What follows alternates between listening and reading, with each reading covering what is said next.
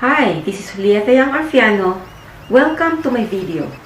Kung first time ka sa channel ko, don't forget to like, share, o mag-subscribe ka para ma-notify kita kapag may bago akong video.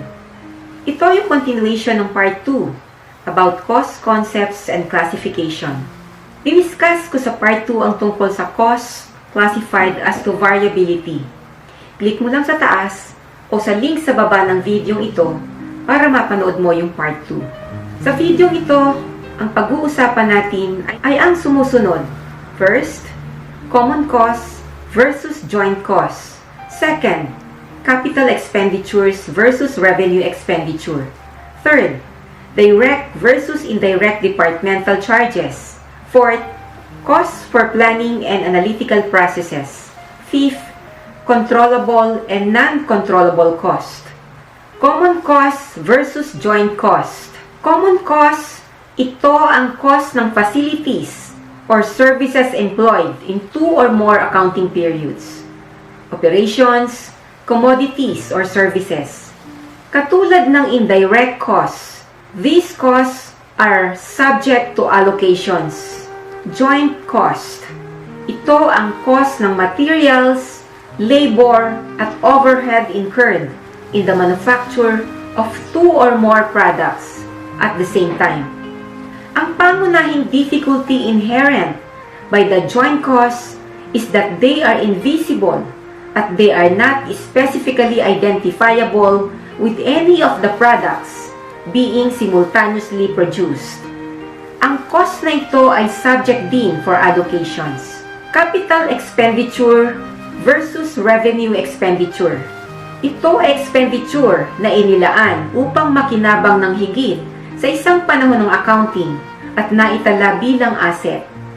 Ang paglalaan ng cost sa iba't ibang mga panahon ay ang depreciation for fixed tangible asset, amortization para sa intangible asset, at depletion for wasting assets. Revenue expenditure.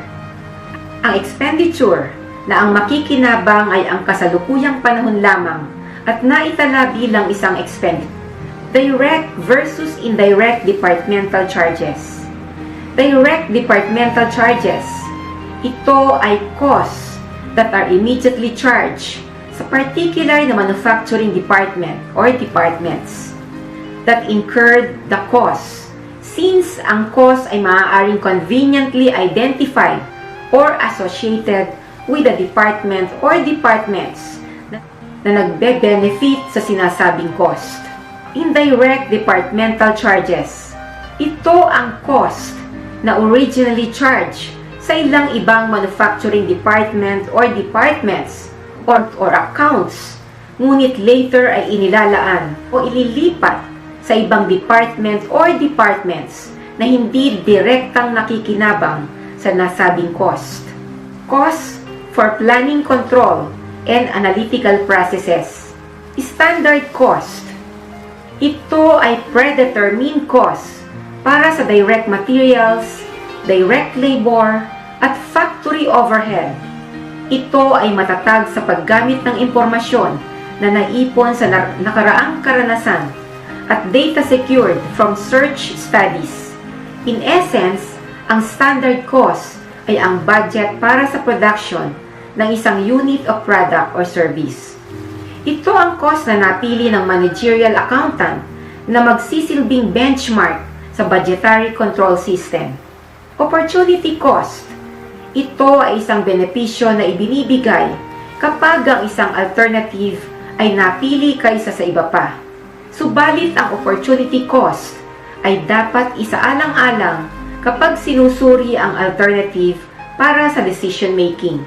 Kung ang asset ay maaaring gamitin to perform only one function at hindi pwedeng ibenta o gamitin in other ways, ang opportunity cost of that asset is zero.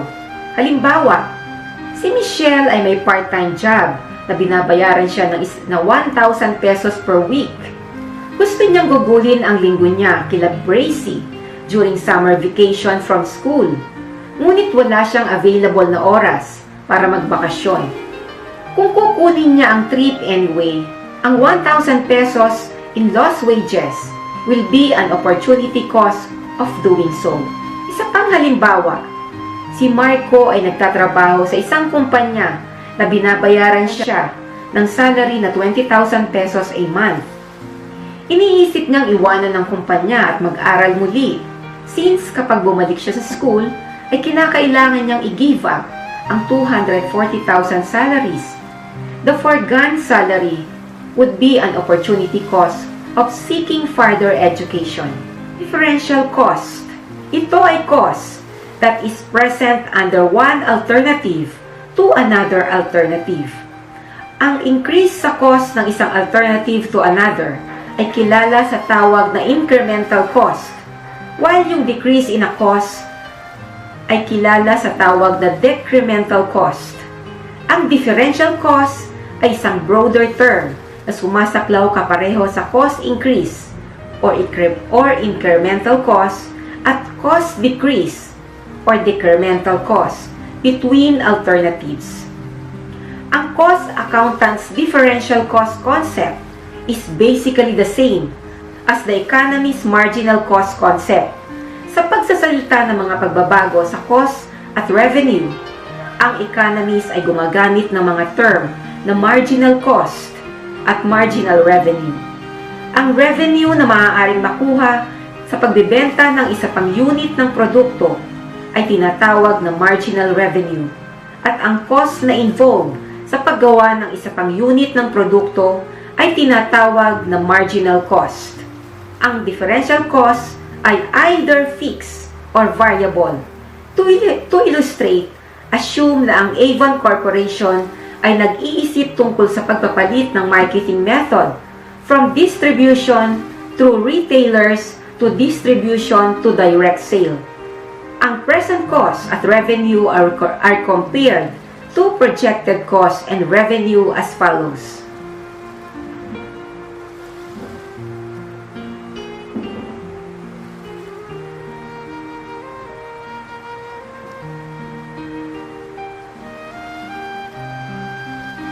The differential revenue ay 300,000 pesos at ang differential cost total ay 185,000, leaving a positive differential net income of 115,000 pesos. Sa ilalim ng proposed marketing plan, as noted earlier, those differential costs representing cost increases could have been referred to more specifically as incremental costs, and those representing cost decreases could be referred to more specifically decremental cost. Relevant packet cost. Ang future cost na nagbabago across the alternatives sa ibinigay kong halimbawa kanina, ang relevant cost ay ang cost of goods sold, advertising, commission, and warehouse depreciation. Out of packet cost. Ito ang cost na nangangailangan ng payment of money or other asset as a result of their incurrence. Sunk cost. A cost kung saan ang outlay has already been made at hindi na mababago ng present at future decision. Since ang sunk cost ay hindi na maaaring baguhin ng present or future decision, hindi ito differential cost, and therefore, dapat silang magamit in analyzing future courses of action. Upang ilarawan ang paniniwala sa sunk cost, assume na ang firm ay kababayad lang ng 250,000 para sa special purpose na machine. Since ang cost outlay ay nagawa na, ang 250,000 investment sa machine is a sunk cost. Kahit na ang pagbili ay maituturing na unwise, no amount of regret can relieve the company of its decision, nor can any future decision cause the cost to be avoided. Controllable and non-controllable cost. Ang cost ay sinasaalang-alang na controllable cost sa isang particular na antas ng pamamahala kung ang level na ito ay may kapangyarihan para mag-authorize ng cost.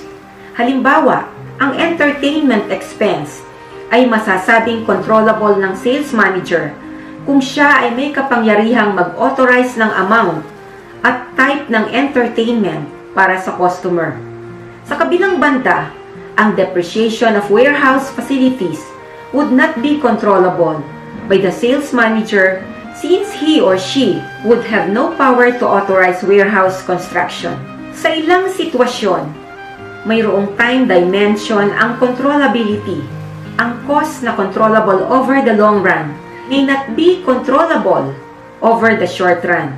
Ang magandang halimbawa ay ang advertising.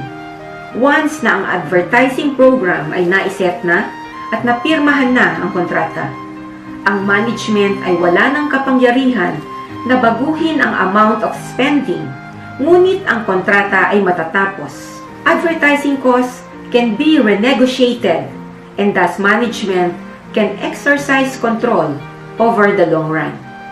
Cost flow manufacturing firms.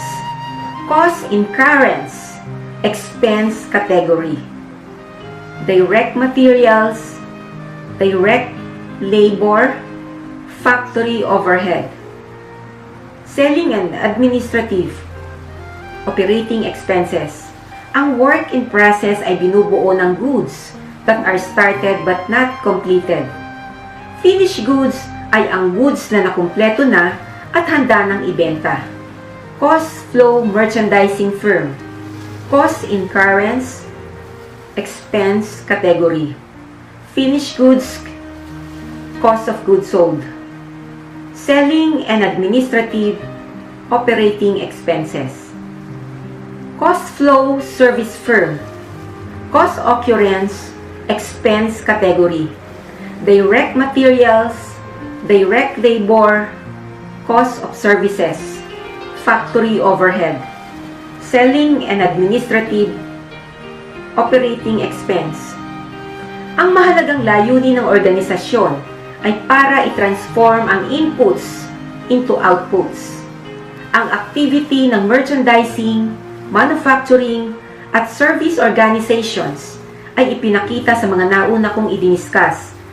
Ang mga organisasyon na ito ay maraming pagkakahalintulad.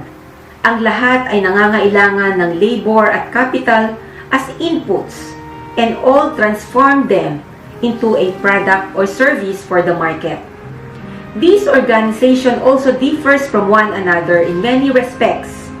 Ang pagkakaiba sa pagitan ng mga organisasyong ito ay makikita sa kanilang accounting systems. Ang merchandising organization starts with finished product and markets it, sapagkat ang inventory ay nakukuha sa finished form. Its cost is easily ascertained. Ang accounting system ng manufacturing organization ay mas komplikado sapagkat ang direct materials ang unang nakukuha pagkatapos i-convert nila ito sa finished products. Ang manufacturer's accounting system ay nakafocus sa working process kung saan nagre-reflect ang accounting cost involved in transforming input materials into finished goods. Iba naman ang sa service organization from manufacturing sapagkat wala silang inventory of goods for sale. Ang cost ay sinisingil sa responsibility centers for performance evaluation. Sa public accounting firm halimbawa, ang cost ay sinisingil sa audit department, the tax department, and so forth. Ang cost ay sinisingil din sa trabaho. Ang assignment of cost facilitate performance evaluation. Ang manager ng bawat departamento ay held responsible para sa cost ng departamento. The manager of each job is held responsible for the cost of that job. Sa tatlong klase ng operations, ang manufacturer requires the most complex and comprehensive cost accounting system. All three uses cost information for decision-making at performance evaluation. Ngunit bilang karagdagan, ang manufacturer ay nangangailangan ng product costing sa inventory valuation and to measure cost of goods sold reported on external financial statements. Maraming manufacturer also have service at merchandising activities costs, of which must be recorded. Thank you for watching my video. I hope may natutunan ka sa video ito. Don't forget to like, share, o mag-subscribe ka sa channel ko para ma-notify kita kapag may bago akong video. Once again, this is Julieta Yang Orfiano. See you on my next video.